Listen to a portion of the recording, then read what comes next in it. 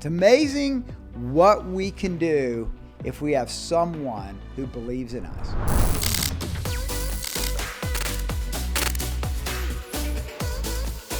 When I speak of bloodstained allies, I'm speaking of men and women with a common purpose who also have common pain.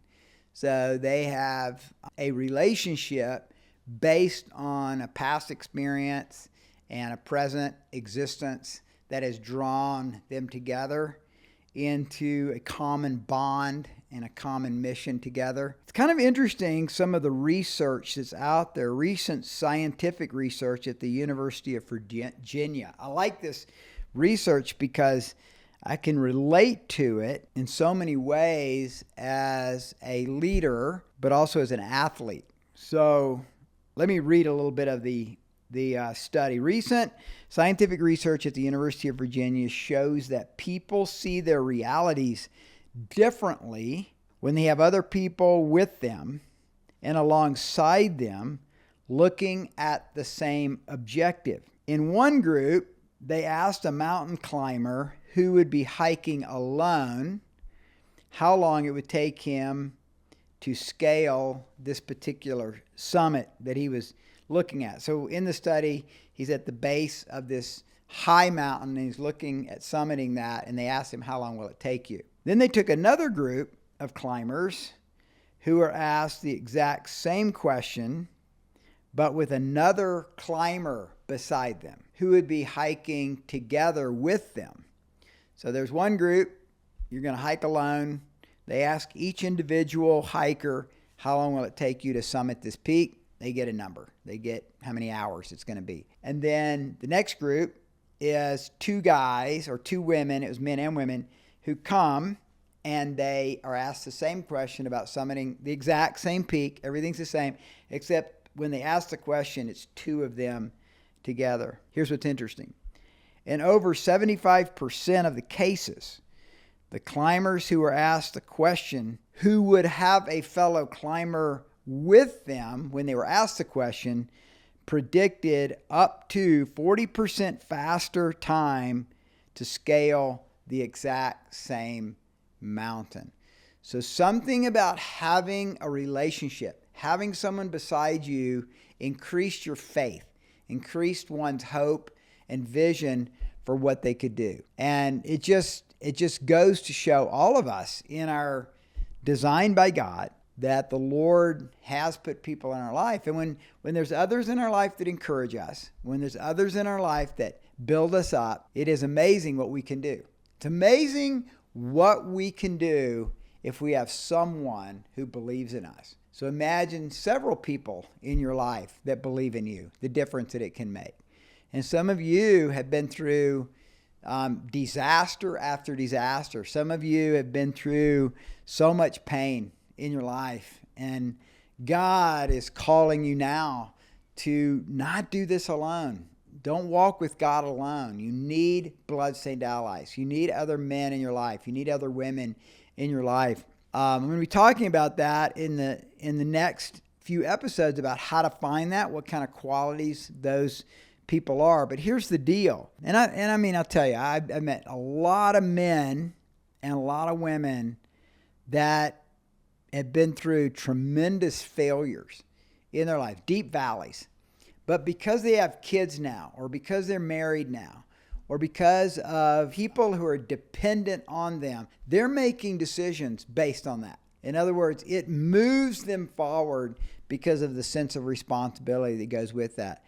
So again, isolation is the number one tactic of Satan. And I'm going to tell you that community is one of the number one strategies of God for building strong men and women. Sean Acor wrote a book called Big Potential. And I love Sean Acor. I've read several of his books. He is a professor at Harvard, at least he was a professor at Harvard, in what is becoming known as positive psychology. And what positive psychology is the study of positivity, the study of happiness and how we find happiness and how we become more positive people. But he wrote a book called Big Potential. Love this book. And let me read a quote from him. Sean Acor writes, I believe that there's one main reason why we are seeing elevated rates of anxiety in our schools and unhappiness in the world. A crucial mistake that every major religious tradition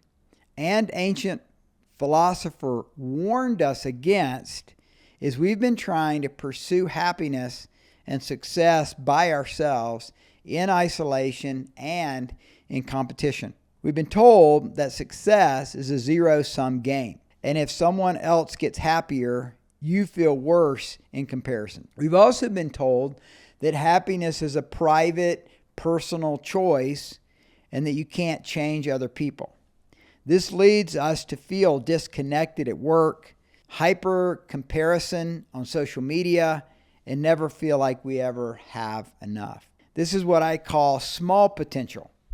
I believe we have to do all this alone. We have been taught to strip others out of our formula for success and happiness. When you choose to be more grateful and positive, though, that makes other people around you more grateful and positive as well. This creates a virtuous cycle.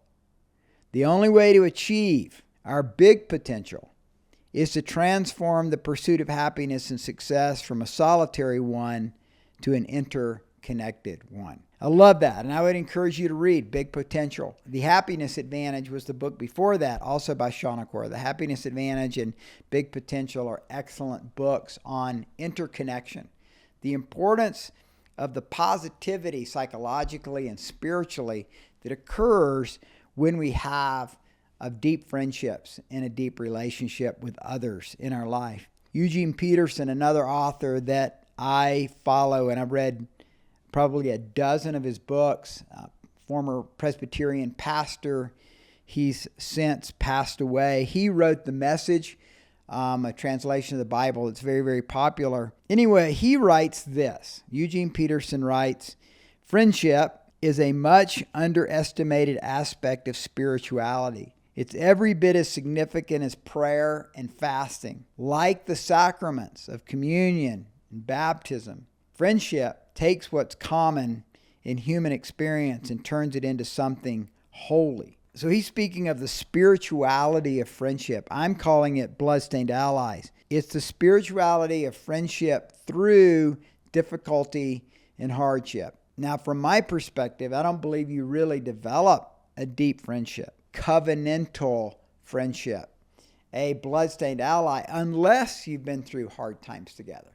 So if the relationship is completely just built around positive things, wonderful things, nothing wrong with that. I'm not saying go create problems for yourself, but I'm just saying that I'm talking about something deeper than just somebody you go fly fishing with or somebody that you ride motorcycles with. As important as that is, and I think that's the beginning of a covenantal friendship, and it's also the beginning of being bloodstained allies. But bloodstained allies are those that you have a mutual pain together, or you're going through something, or they're going through something in which you can identify with them and that you can love them through that. So bloodstained allies are kind of those men and women in our life where you have nothing to lose. You have nothing to gain other than empathy. We need empathy in our lives, and these are people who bring that kind of empathy into our life. And in my case,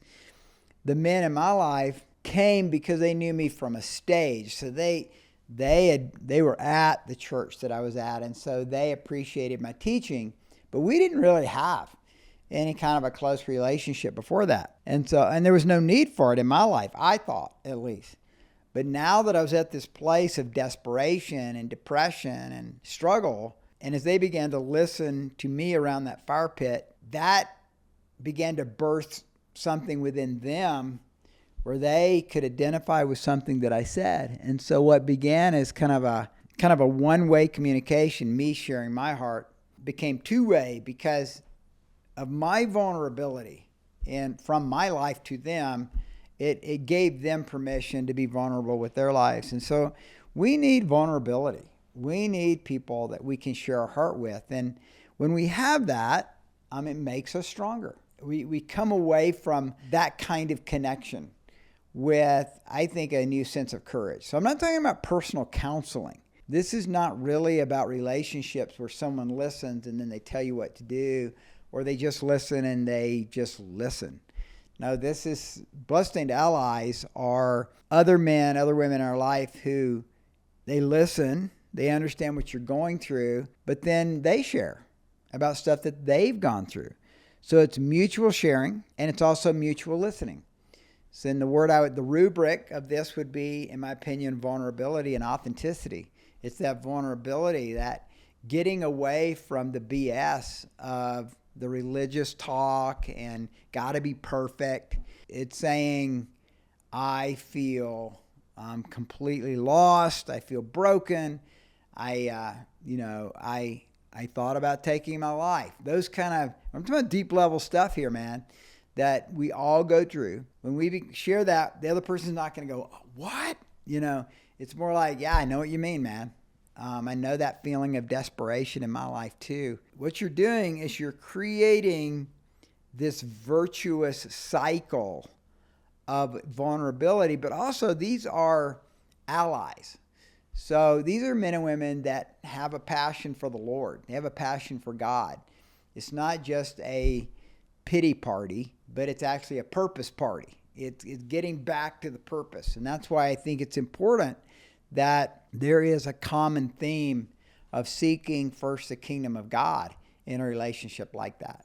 So even in the cave of Adullam with David that I talked about in the last episode, they rallied around David. They didn't just come together and, everybody, okay, we're going to have now community time where we're going to share how much money we owe to everybody and how we need to wear camo more so we don't get caught by the sheriff. I mean, it wasn't that. It was they were coming together with a mutual understanding that David should be king, that David's our leader. And so these are men and women that come together and say, Jesus is king. Jesus is our leader.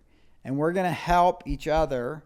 We're going to have empathy for each other so that we can become the missional disciples that God's called us to be. That's a huge part of these studies. Now, these are secular studies by Shauna Core at Harvard, as well as the University of Virginia study. But what they're showing is that there is this human element of being created in the image of God that was built into us by God to be able to need and to pursue other people in our life that make us better, that make us more courageous, and that make us more strong. In the next episode, I'm going to talk about some of the qualities to look for in a bloodstained ally.